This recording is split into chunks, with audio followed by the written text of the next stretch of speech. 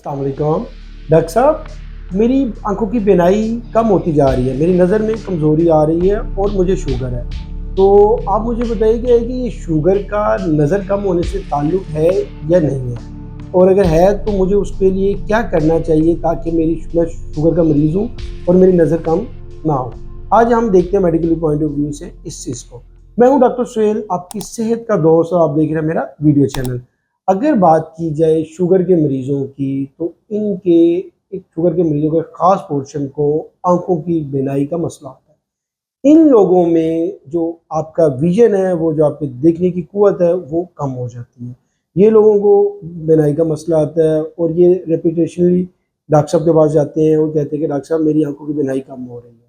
तो ये शुगर के मरीज़ों में जो ये रेटिनोपैथी बहुत ज़्यादा कॉमन होती है, कैटरेक्ट कॉमन होता है, ग्लाउकोमा कॉमन हो सकता है। तो ऐसे मरीज़ों में जिनको शुगर है और उनको नज़र का मसला है, तो अगर उसके इलाज की तरफ आए कि हम ऐसा क्या किया जाए कि जिसकी वजह से जो आँखों की बीनाई है वो कम ना हो, तो शुगर के मरीज़ों को सबसे पहले अपनी शुगर कंट्रोल करनी है, क्योंकि ये बेसिक स्टेप है। आप जो मर्ज़ी कर लें, आपकी शुगर कंट्रोल नहीं है तो आपकी आँखों की बीनाई जो विज़न है उसके ऊपर कोई इफ़ेक्ट नहीं आएगा।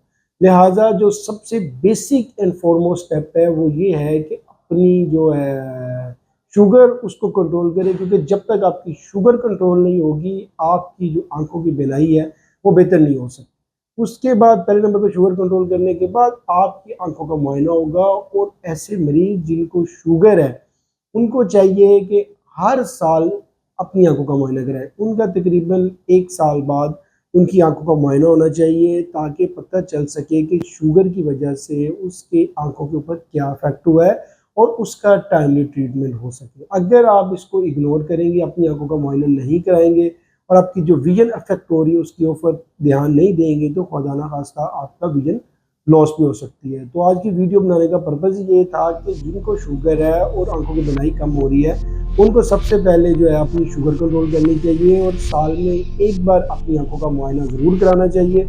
अगर कोई भी मसला है तो उसकी टाइमली ट्रीटमेंट हो सके ताकि जो इसकी विज़न है वो इफ़ेक्ट ना हो।